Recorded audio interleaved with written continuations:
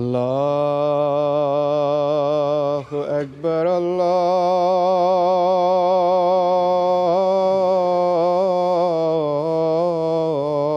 الله أكبر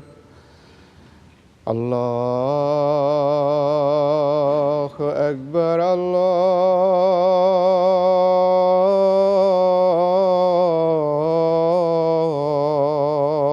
الله أكبر أشهد أن لا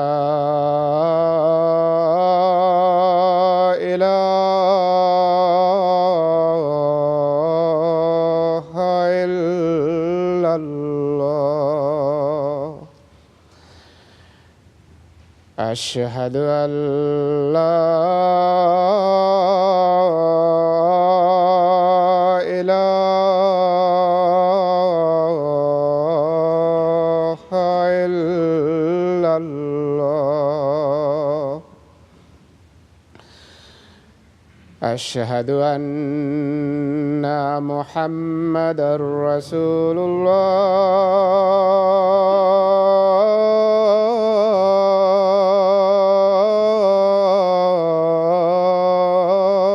الله أشهد أن محمدًا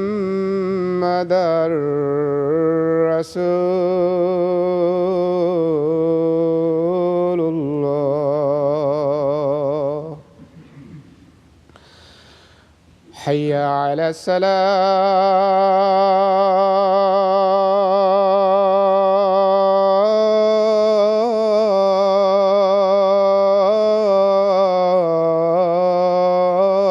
الصلاة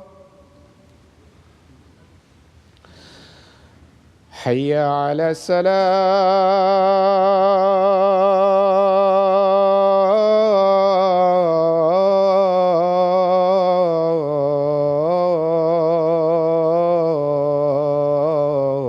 الصلاة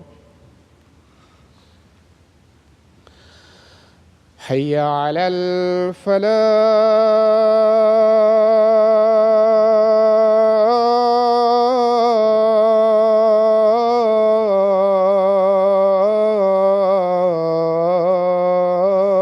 الفلاح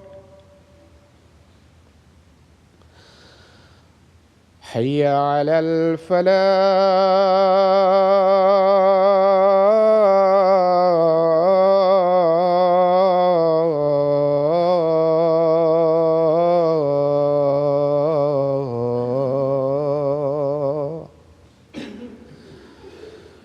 الله أكبر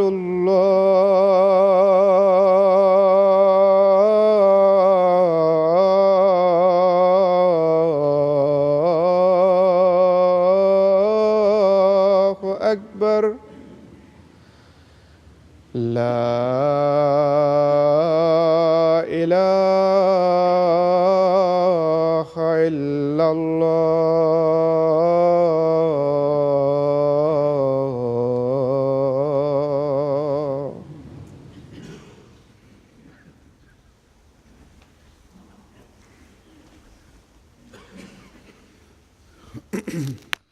السلام عليكم ورحمة الله.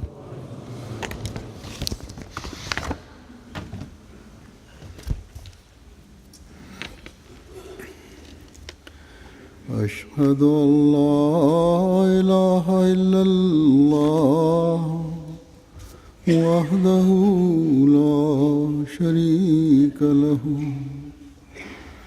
وأشهد أن محمدًا عبده ورسوله أما بعد فأعوذ بالله من الشيطان الرجيم بسم الله الرحمن الرحيم الحمد لله رب العالمين الرحمن الرحيم مالك يوم الدين إياك نعبد وإياك نستعين اهدنا الصراط المستقيم صراط الذين أنعمت عليهم غير المغضوب عليهم ولا الضالين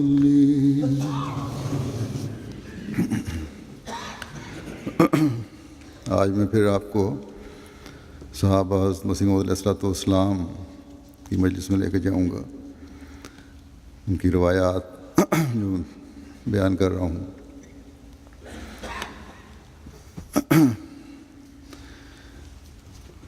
یہ روایات ایک عجیب نقشہ کھینچتی ہیں ان لوگوں کے ایمان کا اور اسی طرح حضرت مسیح موعود علیہ الصلوۃ والسلام کی مجالس کا.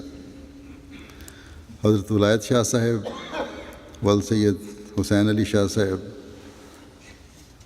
فرماتے ہیں کہ حضرت مسیح موعود علیہ الصلوۃ والسلام کی زیارت کے مجھے بہت کم موقع ملے تھے کیونکہ میں ایک ایسی ملازمت میں تھا جس میں رخصت بہت کم ملتی تھی. میں نے خواب کی بنا پر بیعت کی تھی جو یہ تھی کہ ہیڈ ورکس مادھو پور جہاں سے ہیڈ باری دوآب نہر نکلتی ہے وہاں میں تعینات تھا. سرکاری کوارٹر کی دیوار پر سے جس کے صحن میں سویا ہوا تھا ایک جماعت بہت خوش سلوک اشخاص کی جن کے آگے آگے ایک بزرگ نہایت خوبصورت شکل اور نہایت خوبصورت لباس میں ملبوس تاج ایسا چمکدار جس پر نظر نہ ٹھہر سکے سر پر پہنے ہوئے گزر کر میرے کوارٹر کی چھت پر چڑھ گئے.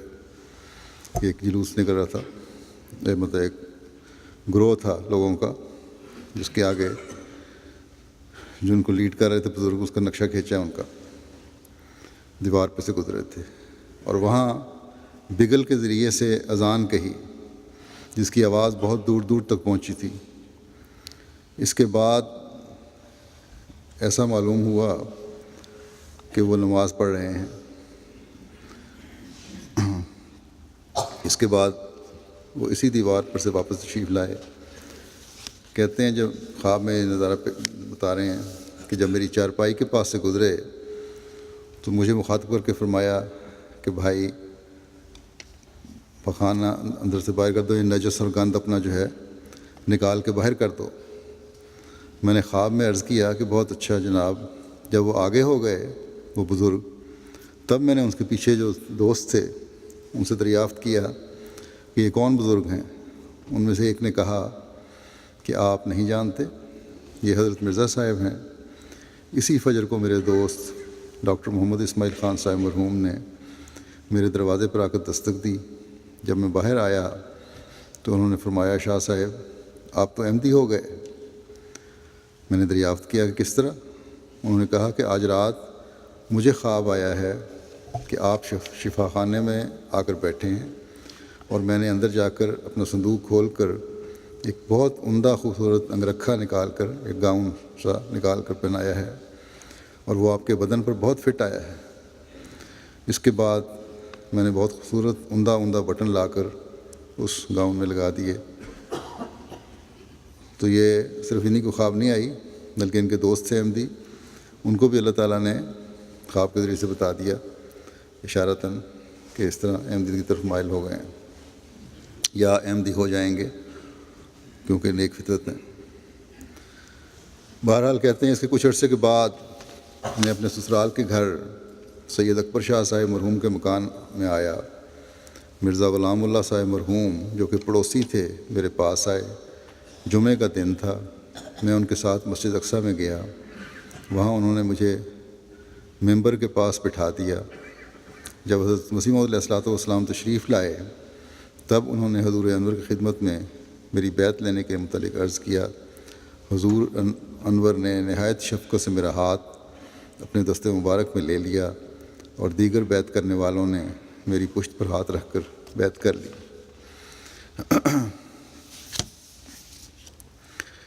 پھر اسی طرح بیعت کا واقعہ حضرت عنایت اللہ صاحب بیان کرتے ہیں کہ میں نے 1901 میں بیعت کی تھی۔ اس وقت کہتے ہیں کہ میری عمر قریباً 15 سال کی تھی۔ جب میں پہلی دفعہ قادیان آیا تو ایک عطر کی شیشی ہمراہ لایا، پیدل سفر کیا، رات بٹالے رہا۔ جب شیشی دیکھی تو سوائے ایک قطرہ کے باقی ضائع ہو گیا۔ مجھے سخت افسوس ہوا۔ شام کی نماز کے وقت جب حضور مسجد مبارک کی چھت پر تشریف لائے، مصافحہ کیا اور حضور کو بندے نے دبانا شروع کیا۔ عرض کی کہ میں ایک شیشی عطر لایا تھا، وہ راستہ میں ضائع ہو گیا۔ شیشی حضور کی خدمت میں پیش کر دی۔ فرمایا تم کو پوری شیشی کا ثواب مل گیا۔ حضرت مسیح صاحب نے وہ شیشی میں چھوڑا تھا، ایک آدھ قطرہ رہ گیا تھا عطر کا، اس کو قبول فرمایا اور فرمایا کہ تمہاری نیت تحفہ دینے کی تھی، تمہیں پوری شیشی کا ثواب مل گیا ہے۔ پھر کہتے ہیں کہ نماز کے بعد بیعت کی اور 10 یوم تک رہا۔ پھر لکھتے ہیں کہ ایک دفعہ کا ذکر ہے کہ قادیان سے واپسی پر بٹالے پہنچا، ایک ذمہ دار ہمراہ تھا، رات بٹالہ رہا۔ ذمہ دار نے پوچھا کہ کیا آپ نے حضرت صاحب سے اجازت لے لی تھی؟ میں نے کہا نہیں، مجھے افسوس ہوا کہ اجازت لے کے نہیں آیا۔ رات کو کہتے ہیں میں نے خواب میں دیکھا کہ حضور چارپائی پر بیٹھے روٹی کھا رہے ہیں، مجھے بھی کھانے کا حکم دیا۔ نصف حضور نے کھائی، باقی بندے نے، اور حضور نے فرمایا جاؤ آپ کو جانے کی اجازت ہے۔ کہتے ہیں بالکل ناخواندہ ان پڑھ آدمی تھا، زبان میں بھی لکنت تھی، اب میں بالکل ٹھیک ہوں حضرت مسیح السلام کی دعاؤں اور نظر کی برکت سے۔ حضرت شیخ عطا اللہ صاحب بیان کرتے ہیں کہ ایک دن میں گول کمرے کے قریب جہاں بابو فخر الدین ملتانی کی دکان تھی کھڑا تھا تو حضرت اقدس علیہ السلام خود نفس نفیس مسجد مبارک کے دروازے پر آئے اور مجھے آواز دی کہ میاں عطا اللہ یہ چٹھی لیٹر باکس میں ڈال دیں، جس پر میں بڑا خوش ہوا کہ حضور کو میرا نام خوب یاد ہے۔ مغرب کے وقت حضور انور ایک معمولی گلاس بکری کے کچے دودھ کا روزمرہ نوش فرماتے تھے۔ ایک شخص نے عرض کیا حضرت مسیح علیہ السلام کو کہ حضور کچا دودھ نہ پیا کریں، تو آپ نے فرمایا کہ اکثر انبیاء علیہم السلام کچا دودھ ہی پیا کرتے تھے۔ کچھ عرصے کے بعد جب میں محکمہ ٹیلی گراف میں نوکر تھا، مجھے کہتے ہیں بڑا شدید بخار ہو گیا، سخت بلکہ تپدق سے سخت بیمار ہو گیا۔ رخصت لے کر قادیان چلا گیا۔ حضرت مولوی نور الدین صاحب خلیفۃ المسیح اول کے دولت خانے میں قیام پذیر تھا، کیونکہ انہی کے ذریعے سے میں جموں میں مشرف با اسلام ہوا تھا۔ اس روحانی اور گہرے تعلق کی وجہ سے خلیفۃ المسیح اول نے میرا علاج شروع کیا۔ مجھے صبح سویرے کھچڑی چاول اور بعد ایک ابلا ہوا انڈا کھلا کر دوائی دیتے تھے۔ زبان کا ذائقہ بگڑ گیا، یہ چیزیں کھا کھا کے، ان کی عادت نہیں تھی مجھے۔ کہتے ہیں ایک روز میں نے شام کو محترمہ اماں جان والدہ عبدالسلام صاحب حضرت خلیفۃ المسیح اول کی بیگم کو التجا کی کہ میری زبان کا ذائقہ خراب رہتا ہے، اگر کچھ شوربہ یا اور کوئی نمکین چیز ہو تو ذائقہ درست ہو جاوے گا۔ انہوں نے فرمایا مولوی صاحب ناراض ہوں گے، مگر انہوں نے ایک کپڑے سے مرچوں کو چھان کر اور صاف کر کے مجھے پلا دیا، یعنی شوربہ جو بنایا ہوا تھا عام، اس کو چھان کے پلایا۔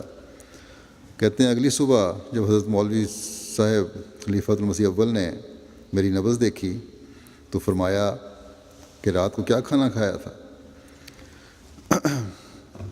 اب ڈاکٹر بڑے بڑے ٹیسٹ لیتے ہیں تو ابھی پتہ نہیں لگتا۔ حضرت خلیفہ اول نے نبض دیکھی اور فرمایا رات کو کیا کھانا کھایا تھا؟ نبض بہت تیز چل رہی ہے۔ میں نے کہا کچھ نہیں۔ آپ درس کو چھوڑ کر جلدی سے گھر گئے اور دریافت فرمایا گھر جا کے اپنی اہلیہ سے کہ رات عطا اللہ نے کیا کھایا تھا؟ انہوں نے کہا کہ کھانا کھانے کے بعد اس نے ضد کر کے تھوڑا سا شوربہ پی لیا تھا۔ تو ان پر ناراض ہوئے اور میرے پر بھی کہ اس قدر دروغ گوئی کی، تم نے غلط بیانی سے کام لیا۔ بہرحال حضرت مولوی صاحب نے کہتے ہیں میرے اس جھوٹ کو اور بد پرہیزی کا قصہ جو ہے یہ حضرت اقدس مسیح موعود علیہ السلام سے عرض کیا کہ اس کو اپنی صحت کا کچھ خیال نہیں ہے، مرض تپ دق میں مبتلا ہے، ٹی بی میں مبتلا ہے، میں باعث بیماری کے بہت کمزور ہو گیا تھا۔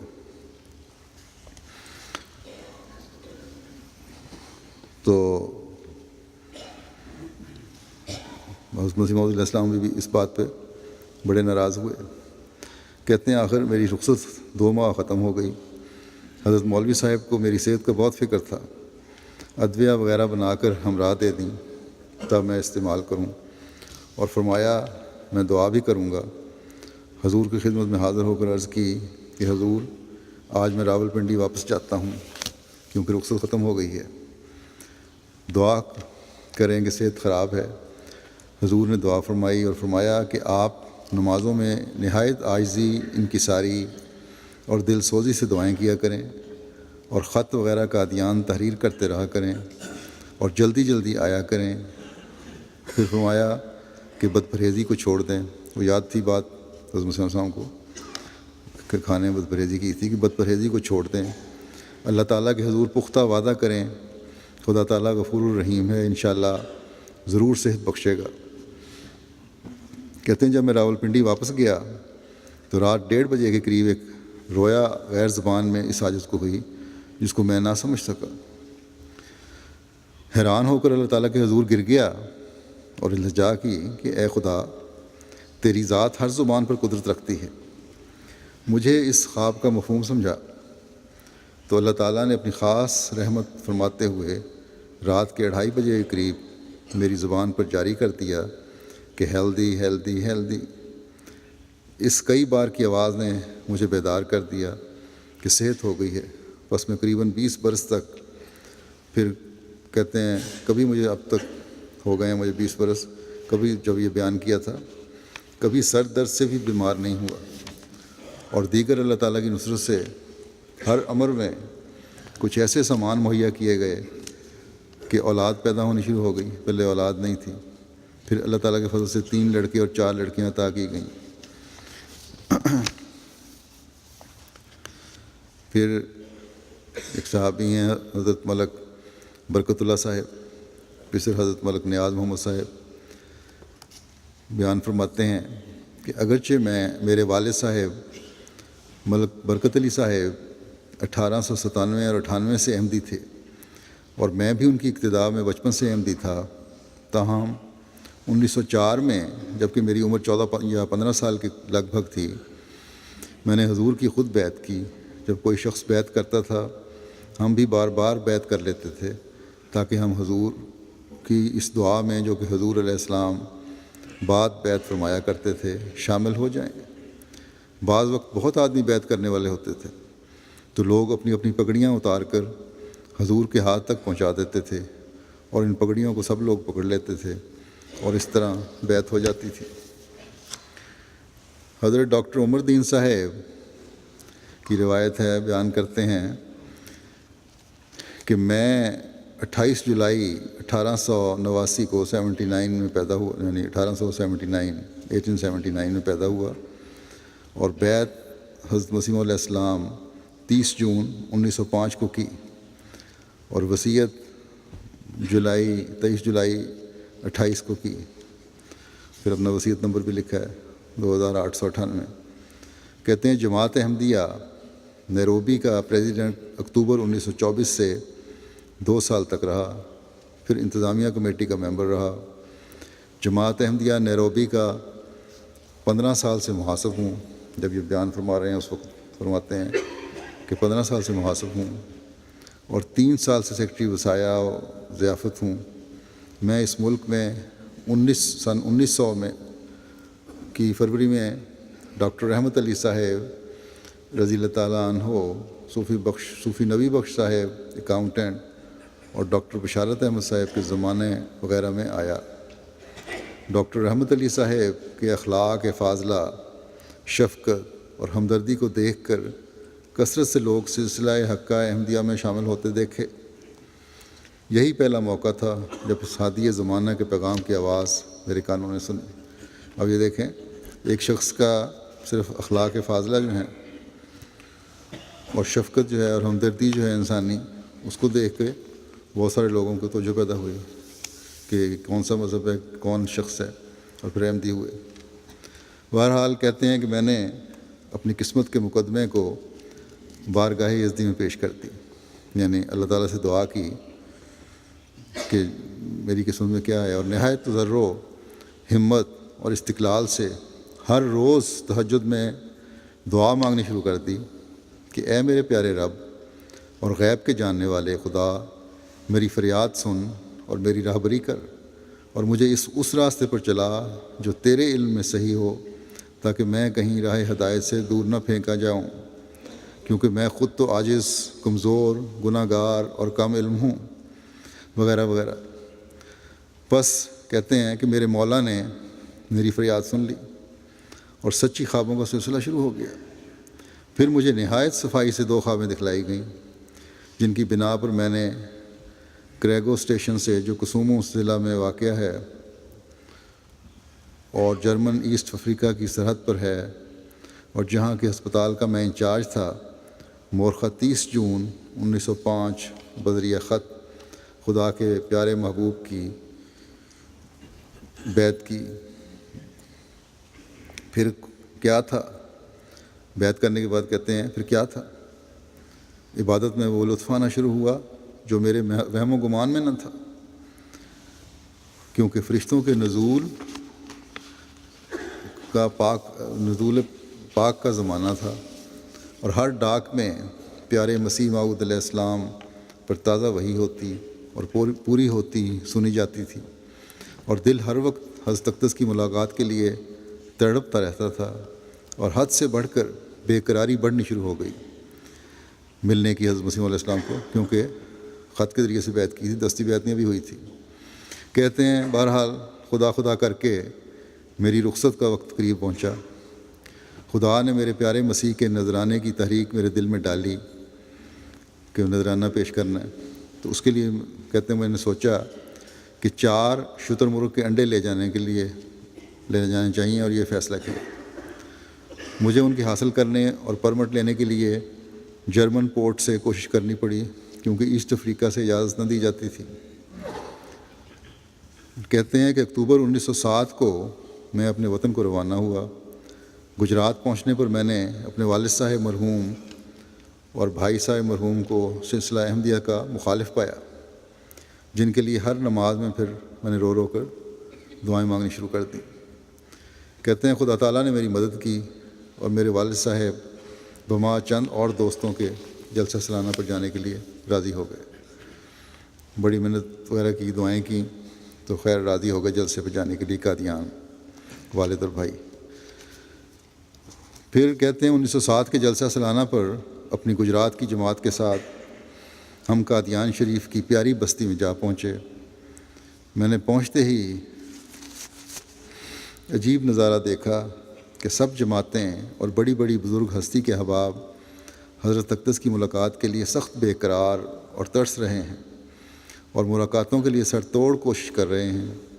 میری حیرت اور فکر کی انتہا نہ رہی، کیونکہ میں ایک مسافر کی حیثیت میں ایک دور دراز ملک سے تھوڑے عرصے کے لیے گیا تھا اور ملاقات کے لیے 2 سال سے تڑپ رہا تھا، اور یہ میری دلی آرزو تھی کہ حضرت اقدس کی ملاقات کا موقع تنہائی میں میسر آئے، جو بات بنتی نظر نہ آتی تھی کیونکہ رش بہت تھا، لگتا نہیں تھا کہ تنہائی میں ملاقات ہو سکے گی۔ کہتے ہیں ہماری جماعت احمدیہ گجرات لنگر خانے میں کھانا کھانے میں مصروف تھی، اور میں ملاقات کی فکر میں ادھر ادھر ہاتھ پاؤں مارتے ہوئے مسجد مبارک کے نیچے کی گلی سے گزر رہا تھا کہ ایک بھائی کو اس سے رستہ گزرتے ہوئے دیکھ کر میں نے پوچھا، کوئی شخص وہاں کھڑا تھا، کہ میں دور دراز ملک سے آیا ہوں اور چاہتا ہوں کہ حضرت اقدس سے تنہائی میں ملاقات ہو جائے، آپ مجھے کوئی طریقہ بتا دیں۔ انہوں نے فرمایا، اس دروازے میں ایک مائی بوڑھی حضرت اقدس کی خادمہ اکثر آتی جاتی ہے، اس سے کہیں، ایک مائی ہے بوڑھی سی، اس سے کہو۔ ابھی یہ بات ہو ہی رہی تھی کہ خادمہ نظر آ گئی۔ میں نے بھاگ کر کہا کہ مائی جی، میں بہت دور دراز ملک سے آیا ہوں اور حضرت اقدس کی تنہائی میں ملاقات کا اشتیاق ہے، مہربانی ہوگی اگر حضور کی خدمت میں مجھ مسافر کا پیغام پہنچا دیں میں۔ مائی صاحبہ نے نہایت شفقت اور خوشی سے کہا کہ ذرا ٹھہرو، میں آتی ہوں۔ وہ جاتے ہی واپس آ گئی اور خوشخبری سنائی کہ میری مراد پوری ہو گئی۔ حضرت اقدس نے فرمایا، اوپر آ جائیں۔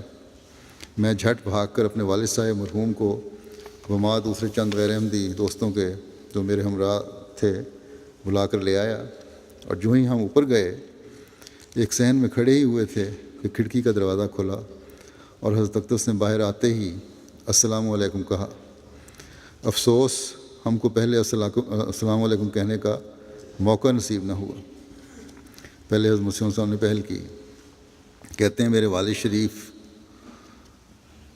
مرحوم باوجود مخالف ہونے کے حضور کے قدموں میں گر پڑے۔ حضور نے از راہ کرم اپنے دست مبارک سے ان کے سر کو اٹھا کر کہا کہ سجدے کی لائق ذات باری ہے، بندوں کو آگے نہیں جھکا کرتے، صرف اللہ تعالیٰ کے سجدہ کرتے ہیں۔ پھر اس عاجز نے شتر مرغ کے 4 انڈے بطور نذرانہ پیش کیے۔ حضور نے از راہ کرم منظور فرمائے اور نہایت شفقت اور محبت سے میرے افریقہ رہنے اور سفر وغیرہ کے حالات دریافت کیے، اور میرا ہاتھ اپنے دست مبارک میں لے کر فرمایا کہ اس دنیا میں دل نہیں لگانا چاہیے، اور یہ پھر فرمایا کہ اپنے آپ کو اس مسافر کی حیثیت میں سمجھنا چاہیے جیسے کوئی مسافر خانے میں ٹکٹ لے کر گاڑی کا انتظار کر رہا ہو، اور مجھے کثرت سے استغفار پڑھنے کے لیے حضور نے تاکید فرمائی اور فرمایا کہ باقاعدگی سے خطوں میں دعا کے لیے لکھتے رہا کرو۔ پھر حضور نے میرے والد شریف کی بما 2-3 اور غیر احمدیوں کے جو میں ہمراہ لے گیا تھا بیعت لی، یا تو مخالف تھے یا ایک ملاقات میں بھی بیعت پہ راضی ہو گئے سب، اور اس قدر رو کر دل سے ہمارے لیے دعا فرمائی۔ حضرت مسیح علیہ السلام نے بیعت کے بعد جو دعا ہوئی، اور اس قدر رو کے دعا کی کہ حضور کی آنکھیں پر آب ہو گئیں اور ہمارے لیے آنسوؤں کو روکنا مشکل ہو گیا۔ دل اس قدر نرم اور گداز ہو گیا کہ آج کے دن تک بھی کہتے ہیں کہ حضور کے دست مبارک میں ہاتھ دینا، حضور کا نورانی چہرہ دیکھنا، حضور کی شفقت بھری شرمیلی آنکھوں کا پر آب ہونا، اور مجھ عاجز کمزور گناہ گار کے لیے ہدایت استغفار کرنا اور بار بار دعا کے لیے لکھنے کی ہدایت کرنا جب یاد آتا ہے تو طبیعت پر بجلی سے اثر ہو کر آنسوؤں کا تار بن جاتا ہے۔ وہ کیسا مبارک زمانہ تھا، مخالفت کے زبردست پہاڑ، سمندر، طوفان، خدا کے پیارے نبی کی دعاؤں کے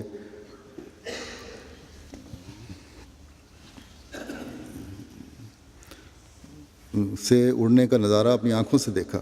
میں نے پہاڑ جو ہے مخالفت کے، خدا کے پیارے نبی کی دعاؤں سے اڑنے کا نظارہ اپنی آنکھوں سے دیکھا، اور اشد ترین دشمن کو مقابلے پر آنے سے لرزاں دیکھا۔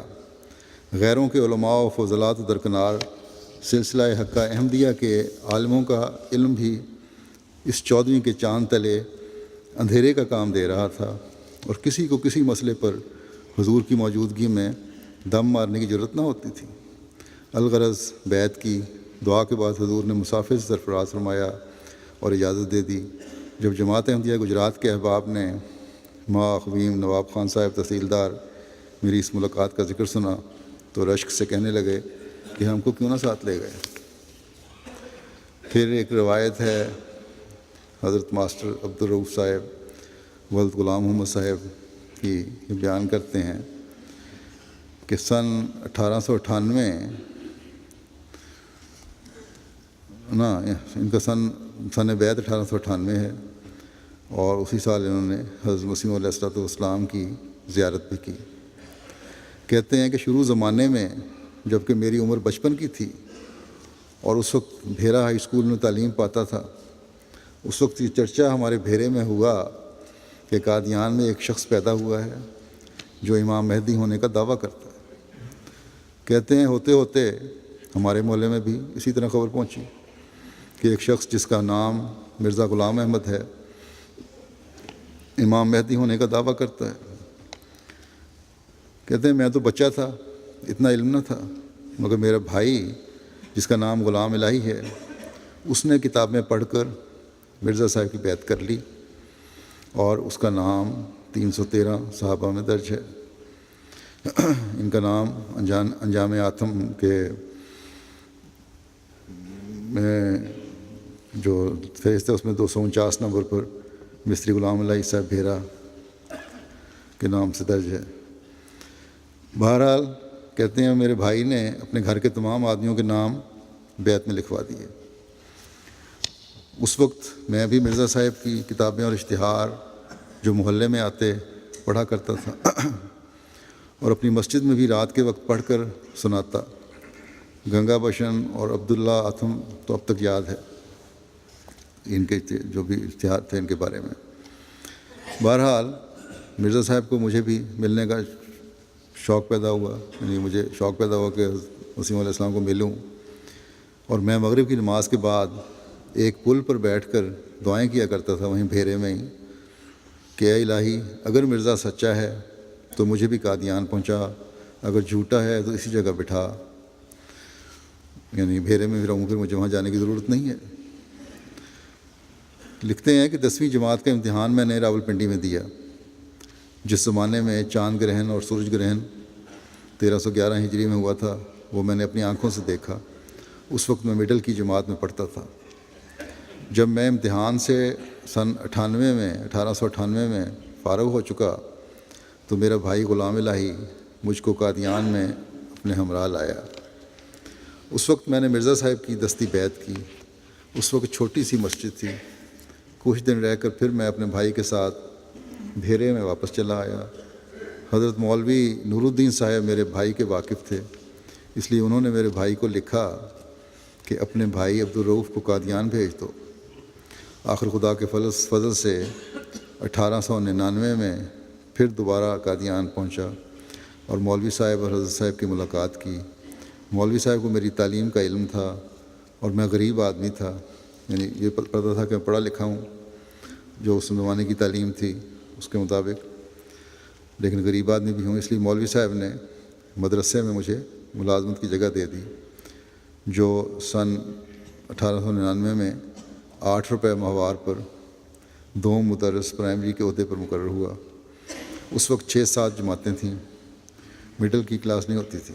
آخر میں نے مدرسی کا کام سن 1902 تک کیا۔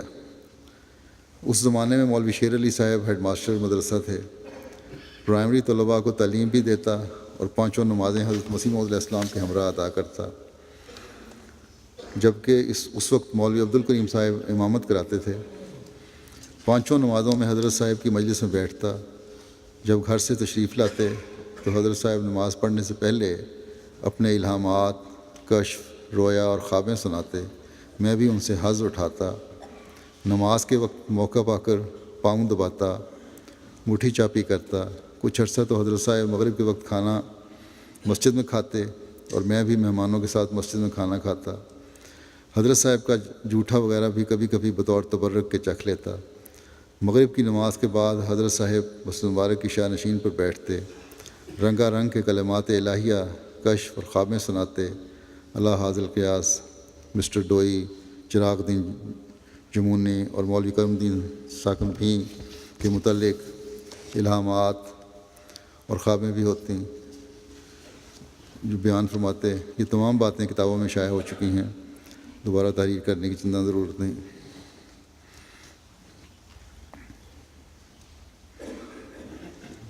یہ ان کی ماسٹر عبدالرؤف صاحب جو ہیں ان کے بارے میں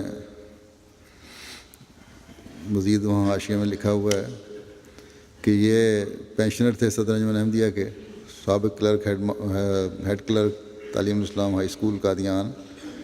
1899 میں یہ اسکول میں آئے، 1902 تک یہ ٹیچر رہے۔ اس کے بعد دفتر ریویو آف ریلیجن میں کام کیا، پھر 6 سے 27 سن 1927 تک ہائی اسکول کے ہیڈ کلرک رہے۔ یہ کہتے ہیں کہ مسیح موعود کو میں اس وقت سے مانتا تھا جس زمانے میں چاند گرہن اور سورج گرہن ہوا تھا۔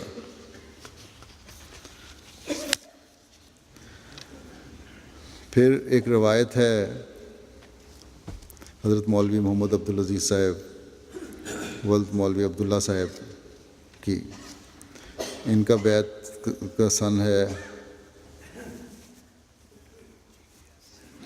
1904۔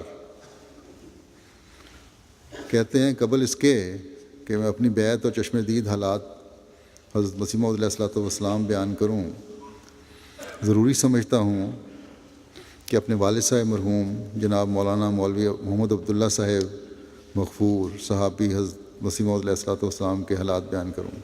ان کے بیان واقعات بھی بڑے دلچسپ ہیں، کیونکہ بڑا امتحان لینے کی کوشش کی تھی انہوں نے حضرت مسیح علیہ الصلوۃ والسلام کا، اور پھر جب ہر طرح سے تسلی ہو گئی پھر انہوں نے بیعت کی تھی۔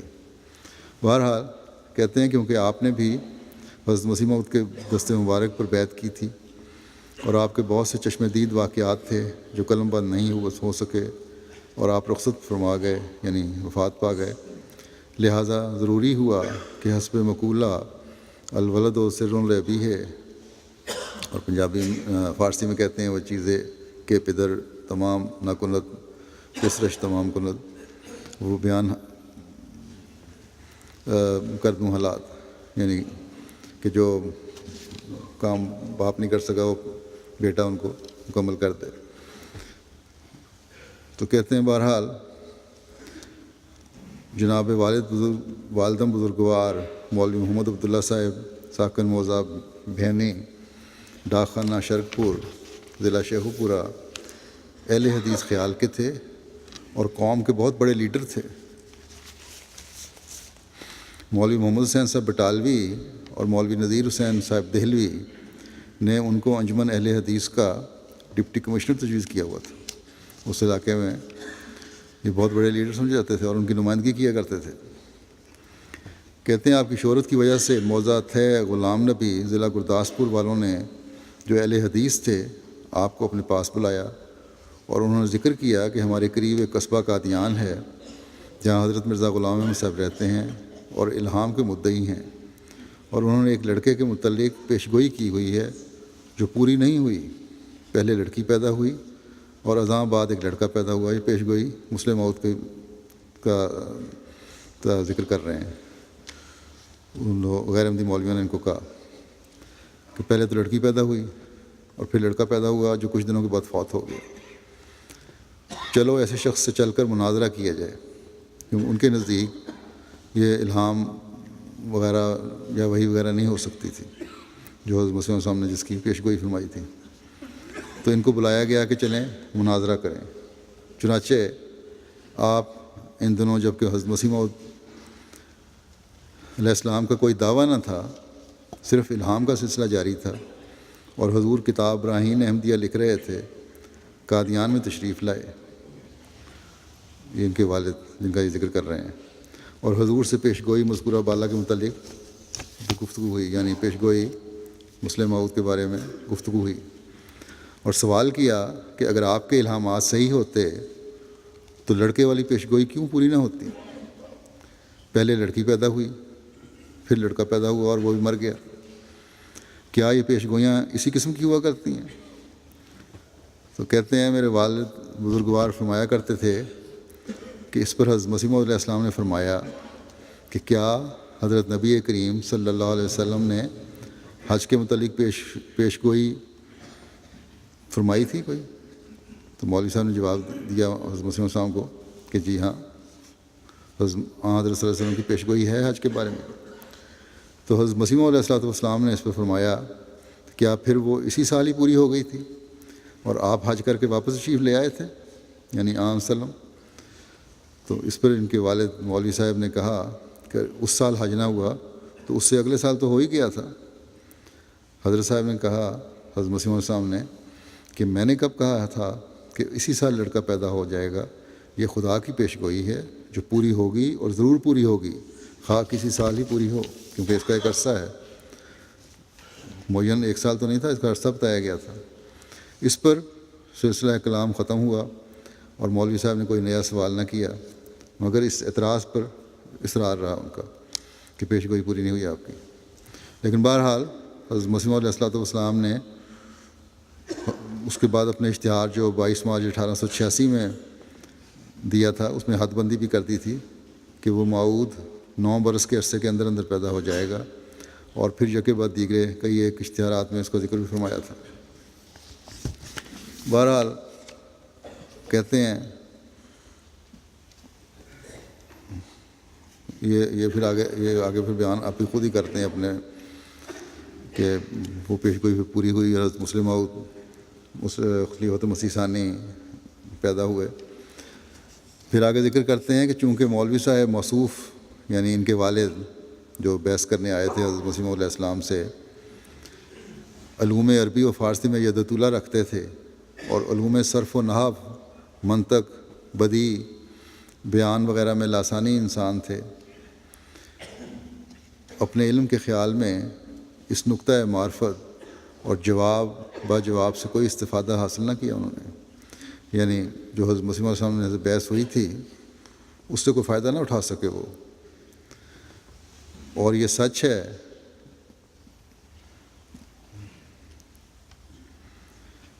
کہ کل امر مرہون بے اوقاتہا، کہ ہر کام کے لیے ایک وقت مقرر ہوتا ہے۔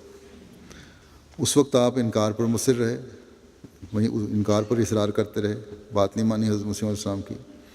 حضور نے آپ کے علم کا موازنہ فرما کر اپنی کامل مہربانی سے آپ کو یہ فرمایا، یعنی پتہ لگا، حضرت مسیح علیہ السلام نے ان کی باتوں سے اندازہ لگا لیا کہ آپ صاحب علم آدمی ہیں، تو آپ کو فرمایا حضرت مسیح علیہ السلام نے کہ مولوی صاحب، میں نے ایک کتاب بنام براہین احمدیہ مخالفین کے اعتراضات کے جواب میں لکھی ہے، اور اس میں 10,000 روپے کا چیلنج بھی دیا ہے جو آج کل تباہ ہونے والا ہے۔ اگر آپ یہاں ٹھہر جائیں اور طباعت کے لیے اس کے پروف دیکھ لیا کریں تو بہت اچھا ہو۔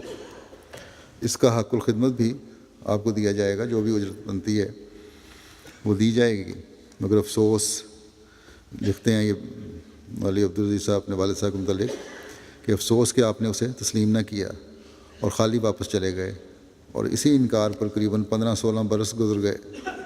مگر یہ بات تھی تو وہ تسلیم نہ کیا، لیکن ہمیشہ یہ ہوتا تھا کہ آپ کی فطرت میں بہرحال ایک نیکی تھی۔ کہتے ہیں کہ سعادت بھی تھی فطرت میں اور نیکی بھی تھی۔ جب کوئی شخص حضرت اقدس مسیح موعود علیہ السلام کو گالی دیتا یا توہین سے یاد کرتا تھا تو آپ اسے روکتے اور فرماتے کہ خدا تعالیٰ نے تو کفار کے بتوں کو بھی گالی دینے سے منع کیا ہے۔ بس یہی یا بعض اور خوبیاں تھیں جو آپ کے وجود میں تھیں اور آپ کی ہدایت کا موجب ہوئیں۔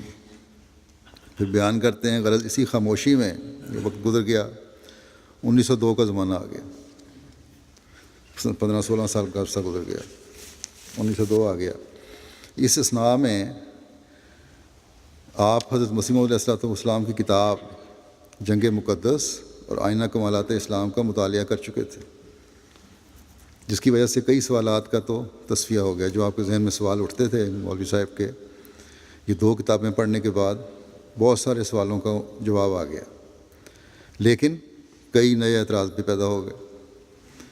چنانچہ آپ نے 21 سوالات نوٹ کر لیے، جو اعتراض پیدا ہوئے وہ 21 سوالات کی صورت میں نوٹ کیے، اور 1902 میں حضرت مسیح علیہ السلام سے مناظرے کے لیے قادیان کو روانہ ہو گئے کہ وہاں جا کے میں مناظرہ کروں گا، اور براہ راست مسجد مبارک میں تشریف لائے۔ کسی کو کچھ نہیں بتایا، کسی سے کچھ نہیں پوچھا، وہاں کے رہنے والوں سے سیدھے گئے اور مسجد مبارک میں تشریف لے گئے۔ اس کی بھی ایک وجہ تھی، آگے بیان ہوگی۔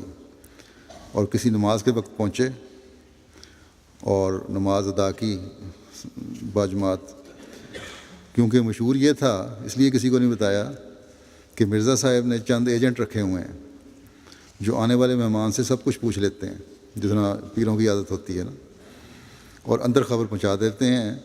اور مرزا صاحب جس کمرے میں رہتے ہیں اس کے کئی دروازے ہیں، عجیب عجیب کہانیاں بنائی تھیں، اور ہر ایک غرض کے لیے علیحدہ علیحدہ دروازہ تجویز کیا ہوا ہے.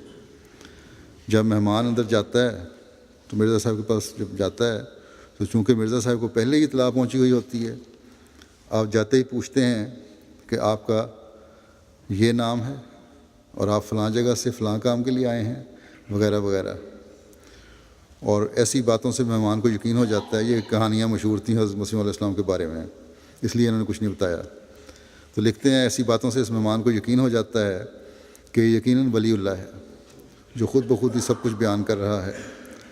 غرض اس وقت یہ خیال مولوی صاحب کے دل میں بھی تھا. یہ مولوی صاحب جو گئے تھے ان کے دل میں بھی یہی خیال تھا، اور یہ خیال تھا کہ اگر مجھ سے کوئی پوچھے گا تو کسی کو کچھ نہیں بتاؤں گا. اسی واسطے اب سیدھے مسجد میں آئے اور کسی سے کچھ نہیں پوچھا. بعد میں خود ہی کہتے ہیں کہ یہ امر غلط ثابت ہوا اور مخالفین کا بہتان. خیر بہرحال چونکہ اس وقت نماز کا وقت تھا یا نماز ہو رہی تھی، آپ نے نماز باجماعت گزاری. بعد از نماز حضرت اقدس شاہ نشین پر رونق افروز ہوئے اور دوسرے احباب ادھر ادھر بیٹھ گئے. بعد از ملاقات السلام علیکم عرض کرنے کے مولوی صاحب نے چپکے سے حضرت کے پاؤں پکڑ کر دبانے شروع کیے. تو حضرت مسیح علیہ السلام نے فرمایا کہ خدا کے نبیوں کا امتحان کرنا اچھا نہیں ہوتا. کیونکہ ان کی نیت دبانے کی نہیں تھی، کچھ اور تھی، آگے بیان ہوگی. اس لیے حضرت مسیح علیہ السلام نے فرمایا کہ خدا کے نبیوں کا امتحان لینا اچھا نہیں ہوتا. فوراً اللہ تعالیٰ نے حضرت مسیح علیہ السلام کے دل میں ڈال دیا کہ یہ دبانا اخلاص کا نہیں ہے بلکہ کوئی اور وجہ ہے. بہرحال کہتے ہیں کہ یہ ایک نشان تھا جو حضور کی پہلی ملاقات میں ہی آپ نے ملاحظہ فرما لیا ان مولوی صاحب نے، اور آپ کو ایمانی روح حاصل کرنے کے لیے ممد ہوا. بیٹا اپنے باپ کے بارے میں کہہ رہا ہے. خیر الحمد للہ. پھر لکھتے ہیں کہ بات یہ تھی، جناب مولوی صاحب نے فرمایا کرتے تھے کہ میں نے ایک حدیث یا روایت میں دیکھا تھا کہ حضرت امام مہدی کی صداقت کا ایک نشان یہ ہوگا کہ آپ کے پاؤں میں، پنجابی میں لپا لکھا ہوا ہے، یا گڑا نہیں ہوگا جو بلکہ سیدھے ہوں گے، فلیٹ فوٹڈ جو ہوتے ہیں اس طرح، زیادہ تلے ہوئے میں گڑا نہیں ہوگا. تو آپ نے اسی خیال سے حضور کے پاؤں کو پکڑا اور پھر دبانے کی نیت سے نہیں پکڑا تھا، یہ دیکھنے کے لیے کہ گڑا ہے کہ نہیں. اور اس کے پکڑنے سے دو نشان ملاحظہ فرمائے. ایک تو یہ کہ حضور کے پاؤں میں حسب ارشاد نبوی فی الواقعہ وہ گڑا زیادہ نہیں تھا. دوم، خود ہی حضور نے فرما دیا کہ خدا کے نبیوں کا امتحان کرنا اچھا نہیں ہوتا، کیونکہ انسان کو کسی نے بتایا تھا. جبکہ 20 آدمی حضور کے پاؤں وغیرہ دبایا کرتے تھے، مگر یہ لفظ کبھی نہیں فرمایا تھا حضرت مسیح علیہ السلام نے جو اس وقت حضور نے فرمایا کہ خدا کے نبیوں کا امتحان کرنا اچھا نہیں ہوتا. یہ کیسے خیال پیدا ہو گیا کہ اس وقت دبانے والا امتحاناً دبا رہا ہے، اور اس وقت یقیناً تھا بھی امتحانی دبانا. بس یہ ایک بیان نشان تھا جو آپ نے اپنی آنکھوں سے دیکھا اور ایمانی تازگی حاصل کی. اللہم صلی علی محمد و علی محمد. پھر لکھتے ہیں کہ اس کے بعد مولوی صاحب نے عرض کیا کہ حضور میرے چند سوالات ہیں، اگر حکم ہو تو عرض کروں. حضور نے اجازت فرمائی. مولوی صاحب نے پہلا سوال پیش کیا جو مولوی صاحب اور حضرت اقدس کے کلام کا جو سلسلہ ہے اسی طرح لکھا جاتا ہے. مولوی صاحب پوچھتے ہیں کہ حضرت نبی کریم صلی اللہ علیہ وسلم کی ایک حاضنہ دائی تھیں، کھلانے والی تھیں، حضرت ایمن جن کا نام تھا، جن کو حضور روزانہ یا اکثر دفعہ آپ کے پاس پہنچ کر اپنی تازہ وحی سے مشرف فرمایا کرتے تھے، جس سے آپ مسرور رہتی تھیں، خوش ہوا کرتی تھیں وہی سن کے.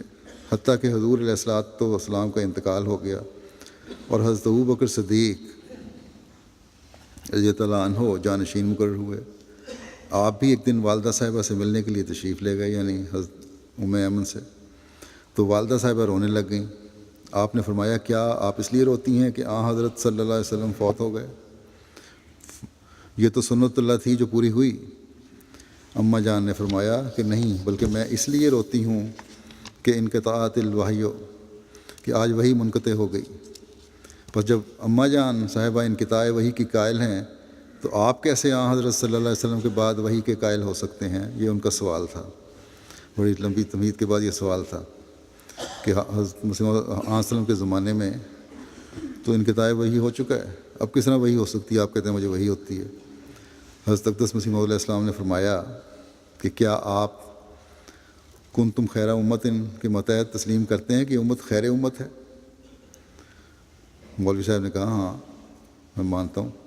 حضرت اقدس نے فرمایا کہ کیا آپ یہ بھی تسلیم کرتے ہیں کہ آیت اوحیت الحواریین و اوحینا الی ام موسیٰ و اوحیٰ ربک الی النحل کے ماتحت مسیح کے حواریوں اور موسیٰ کی والدہ اور شہد کی مکھی مختلف جگہوں سے لیے گئے ہیں آیات کے حصے وغیرہ کو وحی الہی ہوئی اور ہوتی ہے؟ مولوی صاحب نے کہا ہاں ضرور ہوتی تھی اور ہوتی ہے۔ بڑا اچھا یہ ایک تبلیغی قسم کا چل رہا ہے مناظرہ۔ حضرت اقدس مسیح موعود علیہ السلام نے فرمایا تو پھر کیا یہ امت مسیح کے حواریوں اور موسیٰ کی امت کی عورتوں اور حیوانوں سے بھی گئی گزری ہو گئی کہ انہیں تو وہی ہوئی اور محمد رسول اللہ صلی اللہ علیہ وسلم کی امت کو جو خیر امت ہے وہی نہ ہو؟ مولوی صاحب نے کہا ان وحیوں کا تو قرآن کریم میں ذکر آیا ہے، کیا یہ بھی کہیں ذکر آتا ہے کہ اس امت محمدیہ میں بھی وحی ہوگی؟ اس پر حضرت اقدس مسیح موعود علیہ السلام نے فرمایا کہ جب کہ آپ یہ تسلیم کرتے ہیں کہ پہلی امتوں میں وحی ہوتی رہی ہے اور ادھر اللہ تعالیٰ نے سورہ فاتحہ میں دعا سکھلائی ہے جس کے بغیر آپ کا یقین ہے کہ نماز ہی نہیں ہوتی اور ہر رکعت میں اس کا پڑھنا فرض ہے، فرمایا صراط الذین انعمت علیہم، یعنی خدایا تو ہمیں ان لوگوں کا راستہ دکھا جن پر تو نے انعام کیا اور وہ ایمان ہمیں بھی عطا فرما۔ پس جب ان لوگوں میں وحی کا انعام موجود ہے لوگوں میں وحی کا انعام موجود ہے تو دعا کے نتیجے میں اس امت میں کیوں وحی نہ ہوگی؟ دوسرے حضرت مسیح نے فرمایا دوسری بات یہ آیت کا حوالہ کہ ان الذین قالوا ربنا اللہ ثم استقاموا تتنزل علیہم الملائکۃ الا تخافوا ولا تحزنوا وابشروا بالجنۃ التی کنتم توعدون، یعنی جن لوگوں نے کہہ دیا کہ ہمارا رب اللہ ہے پھر اس پر مستقیم ہو گئے، استقامت اختیار کی، ثابت قدم ہوئے، ان پر خدا کے ملائکہ کا نزول ہوتا ہے اور وہ کہتے ہیں کہ یہ مت خوف کرو اور مت غم کرو اور تمہیں اس جنت کی بشارت ہے جس کا تمہیں وعدہ دیا گیا ہے۔ حضرت مسیح موعود علیہ السلام نے فرمایا کہ اس آیت سے نزول وحی بواسطۃ ملائکہ ضروری ہے جو اس امت کے مومنین اور اہل استقامت کے لیے ضروری ہے۔ پھر حضرت مسیح علیہ السلام نے فرمایا تیسری آیت کہ لہم البشریٰ فی الحیات دنیا و فی الآخرہ، کہ مومنین خیر امت کے لیے اس حیاتی دنیا میں بھی بشارتیں ملتی ہیں اور آخرت میں بھی ملیں گی۔ بس یہ بشارتیں وہی نہیں تو اور کیا ہے؟ بس اس ضمن میں حضور نے بہت سی اور بھی قرآن آیات نزول وحی کا ثبوت کے طور پر پیش کی۔ یہ مناظرہ جب ہو رہا تھا تو مولوی صاحب نے کہا کہ حضور یہ تو سچ ہے کہ ان آیات سے نزول وحی ثابت ہوتی ہے اور اس امت کے لیے ہے۔ جب قرآن کریم میں ثبوت وحی فی حاضہ الامہ موجود تھا تو پھر حضرت اماں جان نے یہ کیوں فرمایا کہ انقطاعت الوحی کہ آج وحی بند ہو گئی؟ کیا آپ کو ان آیات کا علم نہ تھا؟ حضرت اقدس مسیح علیہ السلام نے فرمایا کہ مولوی صاحب یہ تو بتلائیے کہ اس جگہ الوحی پر الف لام کیسا ہے؟ یہ الف لام اس وحی کی طرف اشارہ کر رہا ہے جو حضرت صلی اللہ علیہ وسلم پر نازل ہوا کرتی تھی اور حضور ہر روز اماں جان کو سنایا کرتے تھے۔ بس وہ قرآنی اور شرعی وحی جو حضرت صلی اللہ علیہ وسلم پر نازل ہوا کرتی تھی وہ یقیناً بند ہو گئی تھی اور ہو چکی ہے۔ اس سے یہ کہاں ثابت ہے کہ اس قسم کی وحی قیامت تک کے لیے بند ہے جبکہ آیات قرآنیہ میں نزول وحی بالتصریح موجود ہے؟ مولوی صاحب اس پر ساکت ہو گئے اور آگے کوئی نیا سوال نہ کیا۔ 21 سوالوں میں سے بس ایک ہی سوال کیا اور خاموش تسلی ہو گئی پھر ان کی۔ حضرت اقدس نے اس کے بعد پھر ایک بڑی مبسوط تقریر فرمائی، بڑی لمبی اور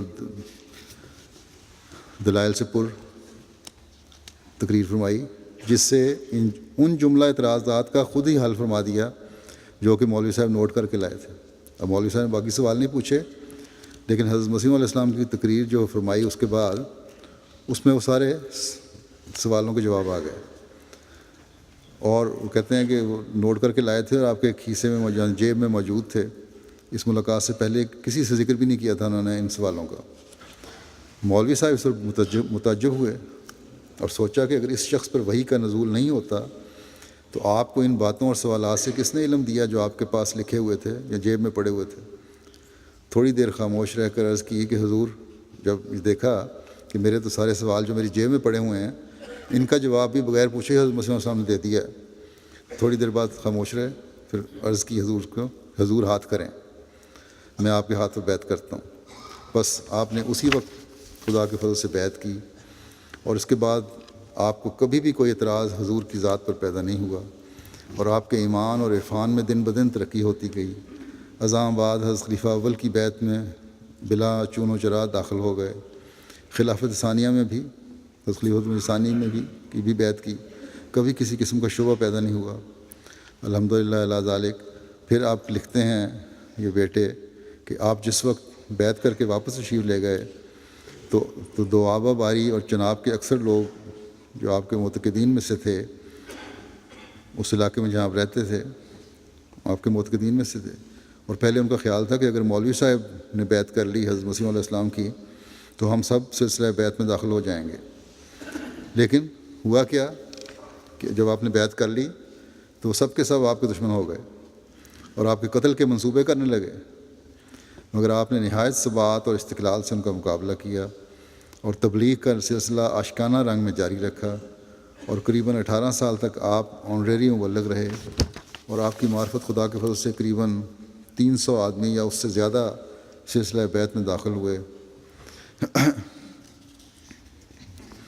تو یہ تھیں روایات، بس یہ چند واقعات ہیں جو بیان کیے ہیں ان لوگوں کے جنہوں نے حضرت مسیح موعود علیہ السلام کے ہاتھ پر بیعت کر کے اپنی روحانیت میں بھی مزید ترقی کی، اللہ تعالیٰ کی ذات کا عرفان بھی ان میں مزید بڑھا، حضرت صلی اللہ علیہ وسلم سے عشق و محبت کے نئے زاویے بھی ان کے سامنے آئے، اور اسی وجہ سے اس عشق و صلی اللہ علیہ وسلم سے جو عشق تھا، آپ صلی اللہ علیہ وسلم کے عاشق صادق سے وفا، اخلاص اور محبت بھی تمام دنیاوی رشتوں سے بڑھ کر ابھری۔ اللہ تعالیٰ ان بزرگوں پر ہزاروں ہزار رحمتیں اور برکتیں نازل فرمائے، اور ہمیں بھی زمانے کے امام کی بیعت میں آنے کے بعد اس بیعت کا حق ادا کرنے والا بنائے، اور ہم اپنے اندر پاک تبدیلیاں پیدا کرنے والے ہوں، اس پر توجہ دینے والے ہوں۔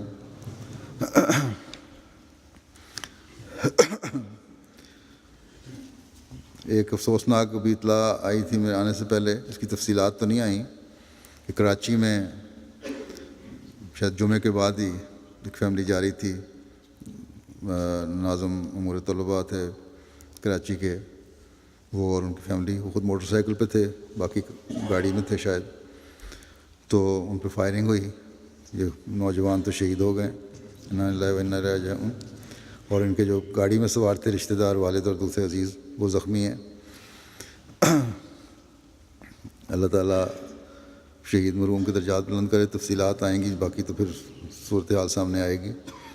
بہرحال یہ جو زخمی ہیں، پتہ یہی لگا ان کی حالت اللہ تعالیٰ سے ابھی خطرے سے باہر ہے، لیکن بہرحال دعا کریں اللہ تعالیٰ ان سب کو ہر قسم کی پیچیدگی سے بچائے اور شفائے کاملہ و عاجلہ عطا فرمائے۔ اسی طرح گھٹیالیاں سے بھی ایک شہادت کی اطلاع آئی ہے، اللہ تعالیٰ ان شہیدوں کے درجات بلند کرے، اور یہ جو زخمی، جیسا کہ میں نے کہا، ان کے لیے دعا کریں۔ ویسے بھی عمومی طور پر پاکستان میں آج کل جو حالات ہیں، بہت دعائیں کرنے کی ضرورت ہے، اللہ تعالیٰ ہر احمدی کو ہر قسم کے شر سے بچائے۔ اس کے علاوہ ایک جنازہ بھی میں پڑھاؤں گا جو مکرمہ سیدہ امت الرحمٰن صاحبہ ایلیاس مکرم سید عبدالغنی شاہ صاحب مرحوم ربا کا ہے، جو 15 اکتوبر کو جن کی وفات ہوئی ایک لمبی علالت کے بعد، انا للہ و انا الیہ راجعون۔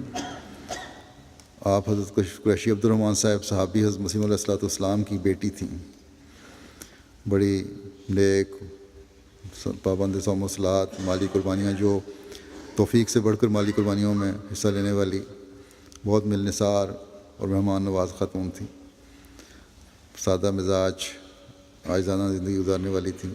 جلسے کے موقع پر پاکستان میں جب جلسے ہوتے تھے تو 50 مہمان ان کے گھر میں رہتے تھے، اور لنگر کھانے کے علاوہ بھی ان کے لیے کچھ نہ کچھ کھانا ضرور پکاتے ہیں سب کے لیے، اور اسی طرح ہر وقت چائے کے لیے انتظام رہتا تھا۔ بعض بچیوں کی شادیوں پہ جب پتہ لگتا تھا عزیزوں کی بچیاں جو ہیں، اگر ان کی طرف سے ان کی کوئی زیور نہیں ملا غربت کی وجہ سے، تو اپنا زیور کوئی نہ کوئی دے دیا کرتی تھیں ان کو، جس کی وجہ سے ان کے زیور بھی اپنے آہستہ آہستہ ختم ہو گئے۔ بچوں کو ہمیشہ جماعت کی خدمت کی ترغیب دلاتی رہتی تھیں، اور اسی کا اثر ہے کہ اللہ تعالیٰ کے فضل سے ان کے بچے جماعت میں خدمت کی توفیق پا رہے ہیں۔ موسیہ تھیں اور 1953 میں نظام وصیت میں شامل ہونے کی توفیق پائی۔ ان کے بچے، 2 بیٹے ان کے واقف زندگی ہیں، ایک معلم ہے وہاں وقف جدید میں، اور ایک عبداللہ ندیم صاحب پہلے اسپین میں تھے، آج کل چیلی میں ہیں، وہ جنازے میں شامل بھی نہیں ہو سکے۔ اللہ تعالیٰ ان سب کو صبر اور ہمت اور حوصلہ دے، اور ان کی نیکیاں جاری رکھنے کی توفیق دے ان کی اولاد کو۔ اسی طرح ان کے ایک پوتے ہیں، وہ بھی مربی سلسلہ ہیں، اور اشاعت رفع کی نظارت اشاعت میں آج کل کام کر رہے ہیں۔ اسی طرح ان کے داماد منیر جاوید صاحب ہیں، وہ پرائیویٹ سیکرٹری ہیں یہاں۔ تو 4 افراد ان کے گھر کے واقف زندگی ہیں۔ اللہ تعالیٰ ان کی خواہشات جو ان کو اپنے بچوں کے بارے سے تھیں ان کو پورا کرے، اور ان کی اولاد کو نیکیوں میں بڑھائے، مرحومہ کے درجات بلند فرمائے۔ باقی بچے ہیں، بچوں کو سب کو ہمت اور حوصلہ عطا فرمائے۔